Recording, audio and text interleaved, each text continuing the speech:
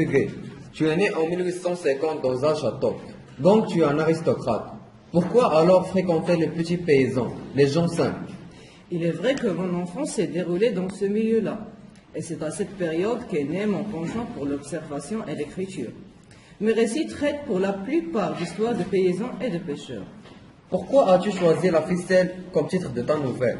C'est pour démontrer que des choses, des objets, des actes futiles peuvent détruire la vie d'une personne. Tu ne ferais pas référence aux causes futiles qui ont abouti à la séparation de tes parents? Peut-être. Ma mémoire d'enfant avait enregistré une scène entre mes parents. Un jour, mon père revint de Paris, où il travaillait à la banque, et en voulant accrocher son costume, il tomba sur une cravate ficelle. Il comprit que ma mère avait pris un amant. Mais on ne retrouve pas d'histoire d'amour ou d'adultère dans ta nouvelle.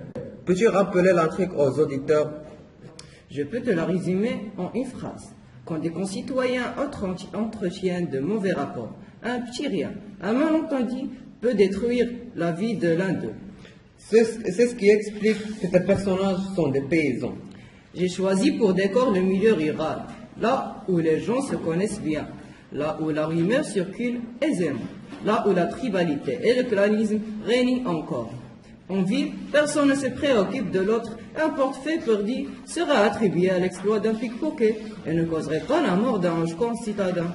À ce propos, j'ai lu que Hochkorn, le personnage principal, acculé par l'incrédulité des paysans normands, n'a cessé de répéter partout son histoire, cherchant à démontrer son innocence. Tu ne ferais pas allusion à quelque événement vécu? C'est possible. Tu sais que j'appartiens à l'aristocratie, mais que j'étais tout le temps en compagnie des gens simples. J'étais alors la risée des nobles et des riches de la région, qui m'avaient rejeté et renié. N'oublie pas surtout que la folie avait touché certains membres de ma famille, et qu'elle m'a atteint moi aussi. Ce qu'a subi Hochkorn, je l'ai enduré également. J'en suis désolé, monsieur Guy de Maupassant, et je compatis. Une dernière remarque. Grâce au réalisme qui se dégage de ta nouvelle, les lecteurs vont trouver un flot d'informations sur ta Normandie natale.